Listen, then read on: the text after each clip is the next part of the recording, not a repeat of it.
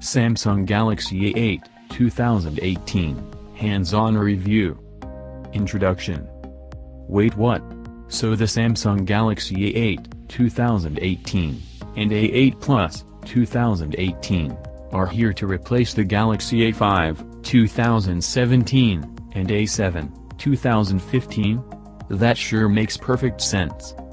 Although, from a more serious perspective, what better way to show continuity with the acting flagship Galaxy S8 line? And since one is small, the other is larger, the latter gets a plus, right? It does make more sense now.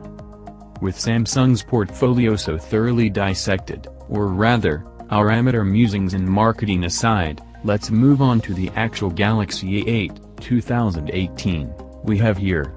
We managed to obtain the smaller of the two phones that were just announced, and we're going for a quick hands-on, with a review on the way, potentially, maybe, eventually. Let's get a few of the most important things about the Galaxy A8, 2018, out of the way first. It packs an 18.5:9 display, staying on top of the trends. There's also a brand new chipset inside, with a CPU and a novel 2+6 core config. Around here we should mention the A series now come with support for Gear VR. A dual camera has made its way to the A8, 2018, only it's not where you'd expect it to be, it's on the front. Flip over to the back, though, and you'll find something to like too. The fingerprint sensor has been moved to the center axis of the back, right below the camera. The good stuff from the old models have been kept, for one. That's the IP68 certification for dust and water resistance.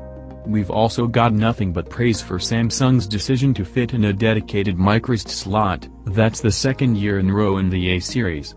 There's support for Samsung Pay too, for those in the select lucky countries where the services live. Okay, we're not thrilled with the OS version. Oreo has been around for months, but the A8's launch on Nougat. On the other hand, A series have historically never been ahead of the curve in this respect, plus the S8 hasn't yet gotten official Oreo, so we can imagine it wouldn't have looked good for the A to beat the S to it.